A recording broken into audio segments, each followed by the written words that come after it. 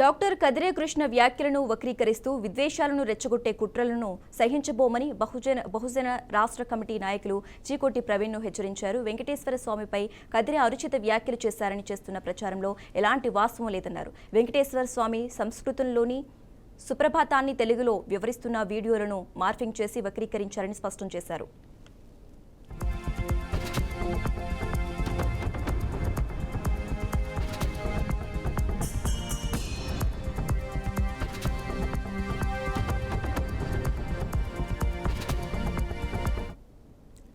తప్పుడు సమాచారంతో పోలీస్ స్టేషన్లో ఫిర్యాదు చేయటం హేయమైన చర్యగా అభివర్ణించారు. కృష్ణను ఇబ్బందులకు గురిచేస్తే బహుజన సమాజం చూస్తూ ఊరుకోదని హెచ్చరించారు. చీకోటి చీకటి దందాలపై తాము కూడా త్వరలోనే పోలీసులకు ఫిర్యాదు చేస్తామని చెప్పారు.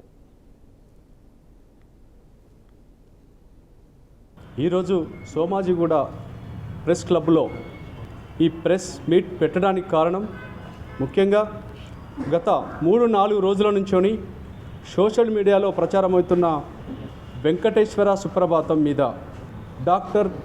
High court advocate doctor Kadire Krishna గారు అనుచిత వ్యాఖ్యలు చేశారని చీకోటి ప్రవీణ్ అనే వ్యక్తి ఒక అనవసరమైన రాద్ధాంతం చేస్తూ సోషల్ మీడియాలో ప్రచారం చేస్తూ జూబ్లీస్ పోలీస్ స్టేషన్లో డాక్టర్ కదిరే కృష్ణ గారి మీద కేసు పెట్టడం జరిగింది.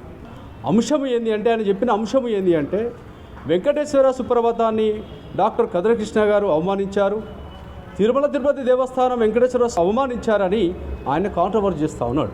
ఇక్కడ ఆయన చెప్పే మాటలు సత్యదూరము. అసలు ఆయన చెప్పే మాటలకు ఈ వీడియోకి సంబంధమే లేదు. వెంకటేశ్వర సుప్రభాతాన్ని ఈయన సంస్కృత పండితుడు డాక్టర్ కదిరే కృష్ణ గారు సంస్కృత పండితుడు కాబట్టి ఆయనకు అర్థమవుతుంది కాబట్టి తెలుగులో చెప్పండి సార్ అని అక్కడ ఉన్న పిల్లలు అడిగిన క్రమంలో తెలుగులో వివరించే క్రమంలో సంస్కృతంలో ఉన్న దాన్ని తెలుగులో వివరించే క్రమంలో ఆయన చెప్పడం జరిగింది.